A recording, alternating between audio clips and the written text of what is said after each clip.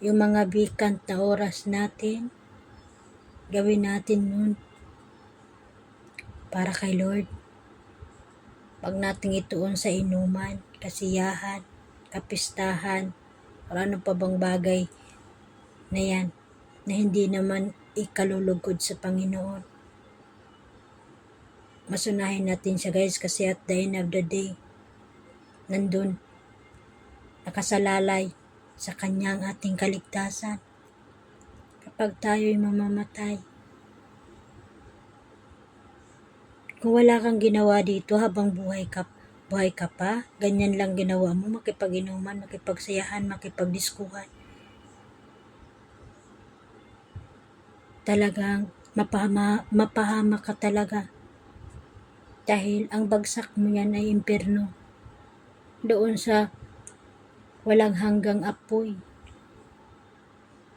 Doon ang bagsak mo. At wala nang doon. Wala nang time para maligtas ka pa. Wala na.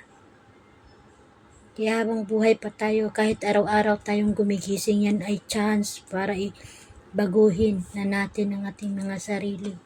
Binibigyan tayo ng chance ni Lord para baguhin natin mga sarili natin, pero hindi natin pinapansin. Baka magulat na lang tayo, darating na si Lord kinabukasan or ilang taon or next year. Tapos hindi natin yun ginawa, hindi tayo nagbabago, hindi tayo nagtuon sa mga salita ni Lord. Uli na. Kasi nandito na siya. Wala nang oras.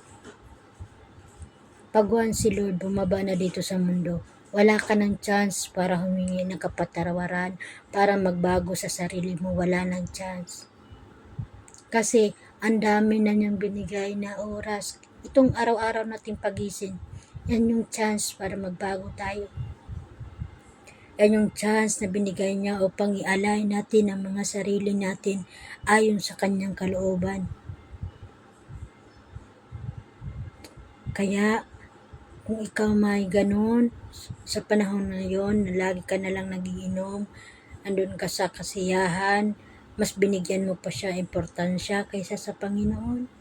Isip-isipin mo na, dahil ikaw ang nagpapahamak sa sarili mo, sa kaluluwa mo, pag ikaw ang mamatay. Kaya guys, hindi natin hawak ang buhay natin. Anytime pwede tayo kunin ni Lord. Pero pag halimbawa makuha ka man ngayon, tapos hindi ka nagbabago, wala na. Wala nang pag-asang ikaw pa'y maligtas. Kaya, bago na tayo guys. Kasi pasama na ng pasama yung mundo. At palapit na rin ang palapit ang pagbalik ni Lord dito sa mundo. At kung mapasama ka kay Lord, sa araw ng paghuhukom, yun ang pinakamagandang nangyari sa buhay mo. Dahil ganon, doon ka na sa langit, doon ka na sa kaharian niya. Diba? Gusto naman natin yun mapunta sa kaharian niya. Sino bang hindi? Diba? So, ngayon pa lang, bigyan natin ng oras ang Panginoon. Yung mga bigat nating oras, ilaan natin sa Kanya. Magbasa tayo ng Biblia at ipamahagi ito sa ibang tao. Dahil once ginawa mo yun, hindi mo alam kung gaano nasisiyahan yung Panginoon sa taas.